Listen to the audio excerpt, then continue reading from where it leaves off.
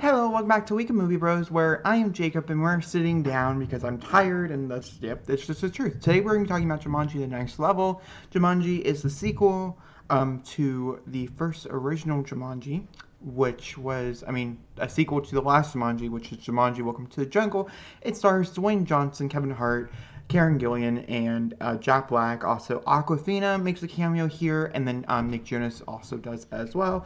They also have the two older actors who I cannot think of their name off the top of my head whatsoever, but you know who I'm talking about. They were also there, and yeah. So it takes place a year after the original one ended, and we start with the kids, and they all are doing different things. They're all coming back to meet up for Christmas, and then one of the kids decides to go back into the game, and so all the other kids have to go into the game as well.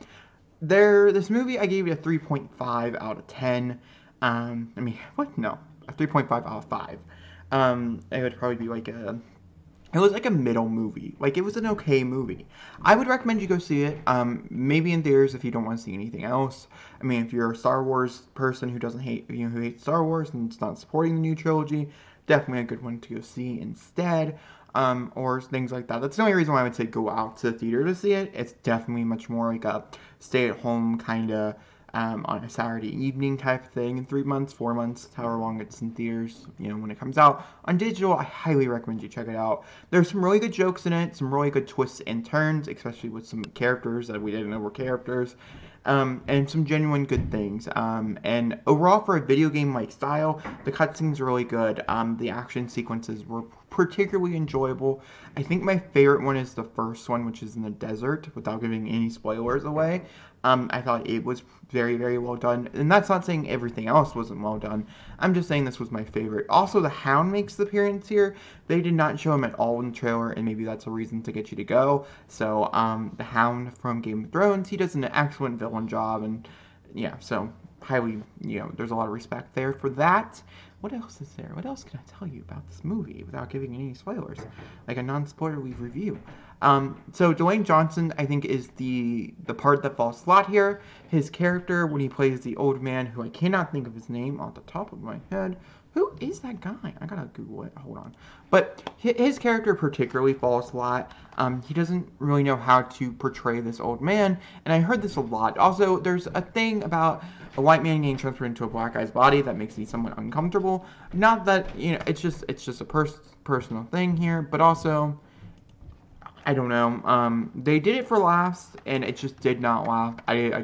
There's a lot of his lines I didn't laugh at. Also, a lot of the good lines with him have been shown in the trailers already, so that's also another reason why I would say to not go there. Danny DeVito, Eddie, that's who I'm thinking of. So yeah, not the best, honestly. And let's see here if we can. I'm looking for the other one, who is just not here, which is just hilarious. Okay, and then the other one is Danny Glover. That's who I see. I knew these people. And I think Kevin Hart did a much better job with Danny Glover. So the other people who portrayed Danny Glover in the movie, I'm not going to tell you who, because it would contain spoilers. I think they did an amazing job. Also, it has a saying towards old, it has a message towards old people and what it means to get old and different things like that. And I think it was somewhat well done. I don't really think it was top notch, and I wouldn't say go scream out to go see it for these reasons, but it did have a nice heartfelt ending, and it didn't make me cry, but it made my brother cry, which is just, I don't know. He also went and saw it. He liked it much more than me. He gave it a 4 out of 5 stars, which comes out to be like a B. I think mine was like a B minus. He might even give it like an A minus. He really, really enjoyed it. He would recommend you probably go see it in theaters. I don't think it's necessary, and I think it's just a fun ride for, I think it would be really fun to watch them back-to-back, as they really are a pair of duos. And that's also something else I'd recommend, is to watch the first one over again if you haven't seen it in a long time.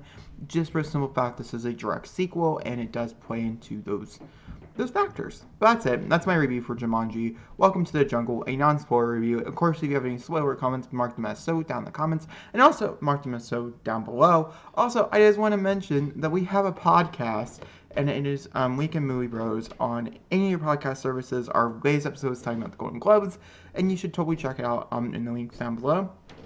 And yeah, I'll see you guys all next time for another beautiful video. Thank you for watching.